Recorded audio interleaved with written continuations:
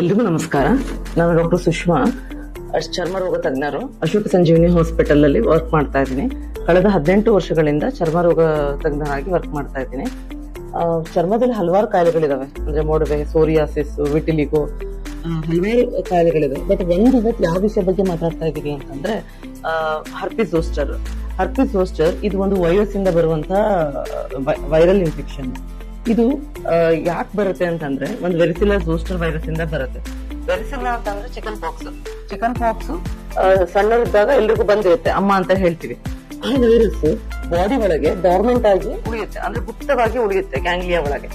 ಆ ವೈರಸ್ ಹಲವು ವರ್ಷಗಳ ನಂತರ ಅಥವಾ following stress, surgery, infection, immunity ಕಡಿಮೆ ಆದಾಗ ಬಾಡಿ ಒಳಗೆ ಮತ್ತೆ ಕಾಣಿಸ್ಕೊಳುತ್ತೆ. ಅದನ್ನ ಹರ್ಪಿಸ್ ಝೋಸ್ಟರ್ ಅಂತ ಹೇಳ್ತೀವಿ. ಇದು ರೋಗದ ಲಕ್ಷಣಗಳೇನು ಅಂದ್ರೆ ಮೊದಲು ಬರೋಕ್ಕಿಂತ ಮುಂಚೆ ತೀವ್ರವಾದ ನೋವು, ಎಳೆತ ಇರುತ್ತೆ.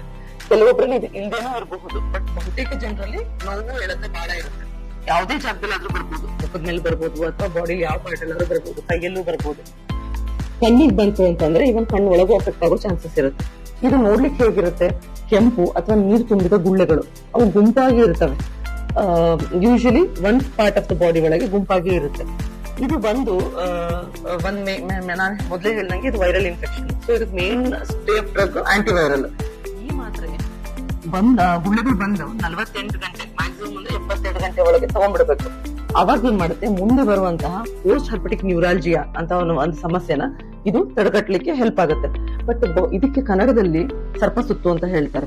ಇದಕ್ಕೂ ಸರ್ಪಕ್ಕೂ ಯಾವುದೇ ರೀತಿಯಾದ ಸಂಬಂಧ ಇಲ್ಲ. ಇದೊಂದು ಮೂಢನಂಬಿಕೆ. ಅದ್ ಬಹುತೇಕ ಜನರಲ್ಲಿ, ಇವನ್ ವಿದ್ಯಾವಂತರು ಸಹ ಇದೇನಾದ್ರೂ ಸರ್ಪ ಸುತ್ತು ಅಂತ ಗೊತ್ತಾಗ್ಬಿಟ್ರೆ ಯಾರೂ ಸಹ ಚರ್ಮ ವೈದ್ಯ ರೋಗ ತಜ್ಞರ ಹತ್ರ ಬರೋಲ್ಲ. ಎಲ್ಲರೂ ನಾಟಿ ಔಷಧಿ ಮಾಡೋದು, ಬೇರೆ ತರವಾದ ಮಾಡ್ಬಿಟ್ಟು ಕೊನೆಗೆ ಕಾಂಪ್ಲಿಕೇಶನ್ ಆದಾಗ, ಮೊದಲೇ ಹೇಳಿದಾಗ ಕಾಂಪ್ಲಿಕೇಶನ್ ಆದಾಗ ಅದನ್ನ ತಡೆಗಟ್ಟೋದು ಬಹಳ ಕಷ್ಟ.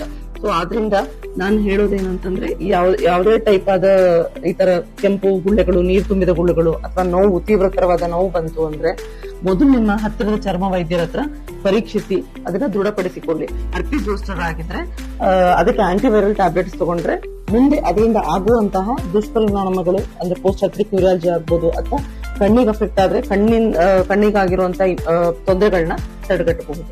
ನಮಸ್ತೆ.